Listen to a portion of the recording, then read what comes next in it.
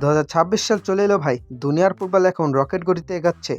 AI দিয়ে প্লেয়ারদের tactics analysis হচ্ছে, ডাটা সায়েন্স দিয়ে গোলকিপার ডাইভ দিচ্ছে। আর আমাদের দেশের ফুটবল, আলহামদুলিল্লাহ, আমাদের ফুটবল এখনও সেই প্রাগৈতিহাসিক যুগের ডায়নাসোর ডিমের ভেতরে আটকে আছে।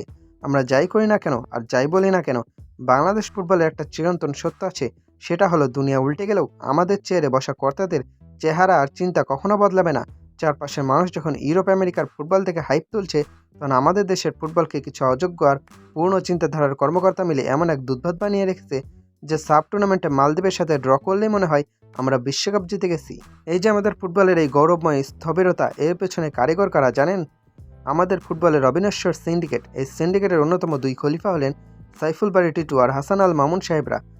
সাইফুল বারী টিটু, ওনার কোচিং ক্যারিয়ার আর ট্যাকটিক্স দেখলে মাঝে মধ্যে মনে হয় উনি ফুটবল শেখা শুরু করেছিলেন যখন চামড়ার ফুটবলে বাতাস দেওয়ার পাম্পও আবিষ্কার হয় নাই। ওনারা বছরের পর বছর ধরে দেশের ফুটবলকে আধুনিক বিশ্বের সাথে তাল মিলিয়ে এগিয়ে নেওয়ার পরিবর্তে নিজেদের চেয়ার আর স্বার্থের সিন্ডিকেট টিকিয়ে রাখতেই বেশি ব্যস্ত। আর হাসান আল মামুন সাহেবের কথা কি বলবো, ওনাদের প্ল্যানিং শুনলে পেপ গার্দিওলাও কোচিং ছেড়ে হিমালয়ে সন্ন্যাস নিতে চলে যাবে। 2026 সালে মডার্ন ফুটবলে যেখানে high pressing, false nine, inverted ফুলব্যাকের খেলা হচ্ছে, সেখানে ওনাদের চিন্তা এখন আটকে আছে বল পাইলেই লম্বা করে শট মারো আর রেফারির সাথে চিলপিল করো। এই কর্মকর্তাদের ফুটবলের জ্ঞান শুধু এশিয়ার গণ্ডি, বড়জোর সাফের গণ্ডিতেই সীমাবদ্ধ। তা আবার সেখানেও আমরা ঠিকঠাক পাই না। ভাইরে ভাই, আন্তর্জাতিক পর্যায়ে প্রতিযোগিতামূলক দল গঠন করা তো দূরের কথা, ওনারা এমনভাবে ফুটবলের কাঠামোটা ধরে রেখেছেন যেন এটা ওনাদের ড্রয়িং রুমের সোফা। নতুন কোনো আইডিয়া নিয়ে কেউ কথা বলতে আসলেই এই সিন্ডিকেটের গায়ে চুলকানি শুরু হয়ে যায়।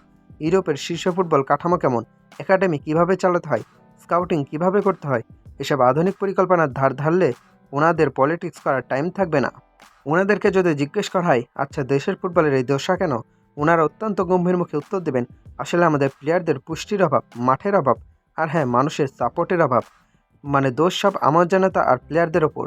ওনারা যে বছরের পর বছর এসি রুমে বসে চা সিঙ্গারা খাচ্ছেন আর ফুটবলের 12টা বাজাচ্ছেন, সেটার কোনো হিসাব নাই। এই অযোগ্য কর্মকর্তাদের কারণেই আজ আমাদের দেশের ফুটবলাররা আধুনিক ট্রেনিং পায় না, আর আমাদের ফুটবল র্যাঙ্কিং পাতার রেলের লাইনের চেয়েও নিচে নেমে গেছে। শোনেন টিটু ভাই, মামুন ভাই, অনেক তো হলো।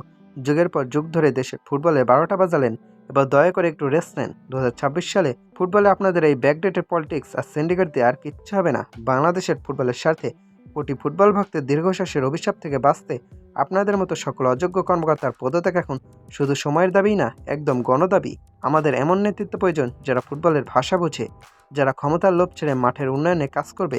এই সিন্ডিকেট না ভাঙলে বাংলাদেশের ফুটবল চিরকাল ওই দুধভাত টিম হয়েই থাকবে। তাই আর কোনো অজুহাত নয়, ফুটবলকে বাঁচাতে হলে সিন্ডিকেট হটাতেই হবে। মামুন ভাই, টিটু ভাই, এবার একটু বিদায় নেন, ফুটবলটা আমাদের একটু শান্তিতে দেখতে দেন।